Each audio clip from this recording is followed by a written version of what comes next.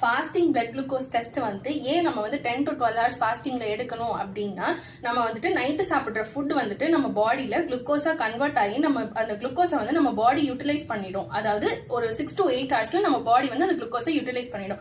அதுக்கப்புறம் என்ன நடக்கும்னா, நம்ம நார்மல் ஃபங்க்ஷன் நடக்கிறதுக்கு நம்ம பாடிக்கு குளுக்கோஸ் தேவை. அப்ப என்ன பண்ணோம் அப்படின்னா, ஆல்ரெடி குளுக்கோஸை வந்து கிளைகோஜன் அப்படிங்கிற ஒரு ஃபார்ம்ல நம்ம லிவர்ல ஸ்டோர் பண்ணி வச்சிருக்கோம். சோ அந்த கிளைகோஜனை திருப்பி குளுக்கோஸா கன்வெர்ட் பண்ணி நம்ம நார்மல் மெட்டபாலிசம் நடக்கிறதுக்கு அந்த குளுக்கோஸை நம்ம பாடி வந்து சப்ளை பண்ணும்.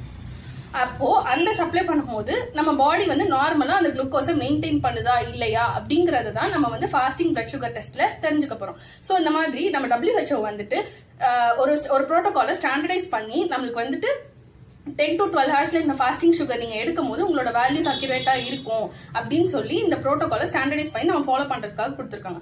இதனாலதான் நம்ம வந்துட்டு சுகர் டெஸ்ட் எடுக்கும் போது ஃபாஸ்டிங்ல எடுக்கணும். அதாவது டீ காஃபி எதுவும் எடுத்துக்காம தண்ணி மட்டும் குடிச்சிட்டு நம்ம எடுக்கும் போது நம்ம வேல்யூஸ் வந்து அக்யூரேட்டா இருக்கும் அப்படிங்கிறதுக்காக தான் நம்ம இந்த புரோட்டோகாலை ஃபாலோ பண்றோம். இந்த மாதிரி யூஸ்ஃபுல்லான இன்ஃபர்மேஷன் தெரிஞ்சுக்கிறதுக்கு என்னோட யூடியூப் சேனலை லைக் பண்ணி சப்ஸ்கிரைப் பண்ணுங்க.